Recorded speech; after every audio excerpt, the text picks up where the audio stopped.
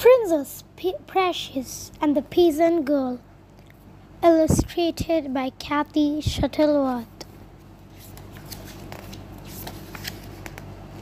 Princess Precious tossed her newest doll on the throne room floor and stamped her foot. "I haven't had a present for hours and hours," she shouted. "It's not fair." The king sighed and looked out of the palace window. "But you're a very lucky princess," he said. "I don't suppose that little girl down there has half as much as you." Princess Precious glanced out of the window and wrinkled her nose in disgust. "Well, that's because she is a lazy, smelly peasant," she said. "If she worked harder and washed more, she might deserve lovely things like me." Later, when Princess Precious was playing in the garden, she saw the peasant girl standing outside the palace gates. "What do you want?" she demanded rudely. "I wonder if you did like to buy something," replied the peasant girl, holding out a tray of beautifully carved trinkets. "I made them all myself," she added proudly. Princess Precious looked down her royal nose. "Yuck!" she cried. "They are handmade. What would I want with rubbish like that? Now go away before I call the guards." As the girl turned to leave, Princess Precious gasped.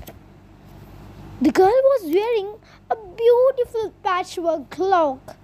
It was the loveliest thing Princess Precious had ever seen. She had to have it. "Stop!" she demanded. "I want your cloak." "What?" stuttered the peasant girl, looking around to see the princess was talking to.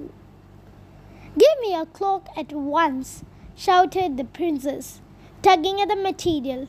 "But I made it from rags," whispered the girl. "It's not fit for a princess. It's only fit for a peasant like me."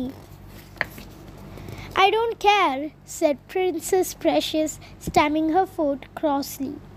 "I wish it was mine." As soon as the words had left her mouth, something strange happened.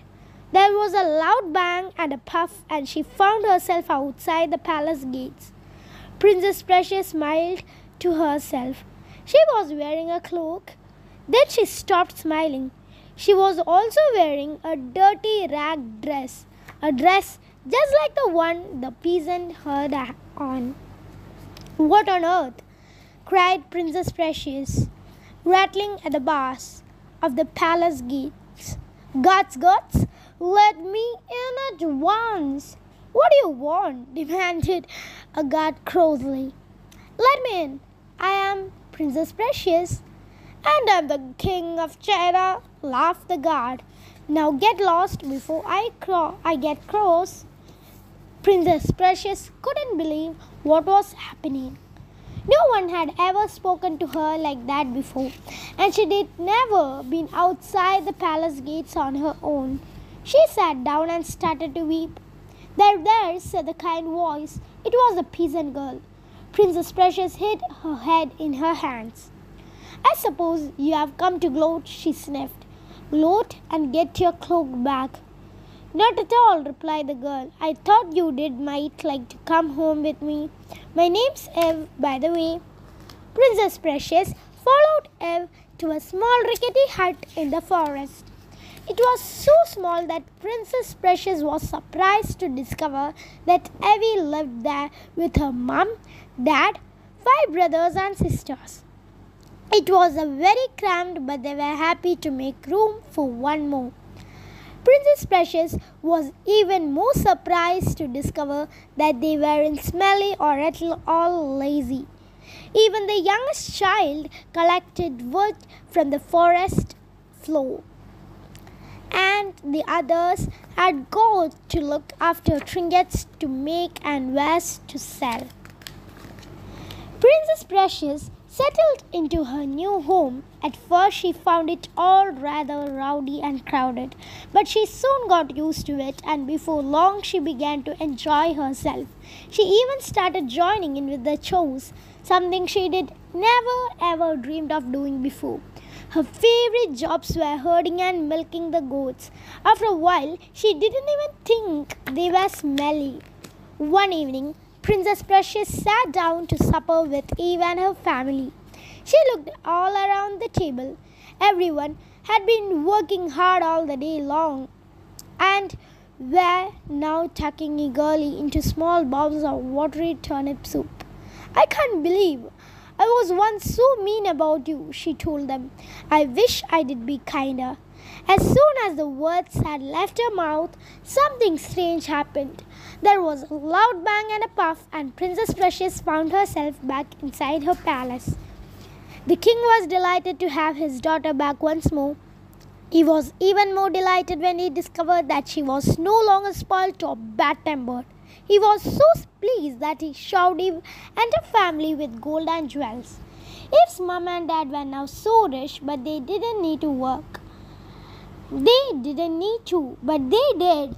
They bought themselves a huge herd of goats which kept themselves busy from dawn to dusk. Sometimes, when she wasn't busy playing with Eve, Princess Precious would put on her cloak and help them. So, Princess Precious and the Peasant Girl. Princess Precious is a very spoiled princess. She always gets what she wants and just can't help being rude about other people.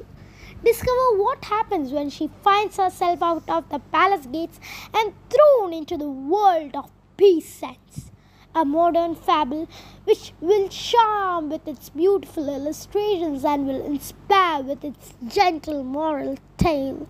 Illustrated by Kathy Shuttleworth, written by Gabby Goldsack. So that's all about this story. And this is the audiobook of Princess Precious and the Peasant Girl. So bye and have a wonderful day ahead.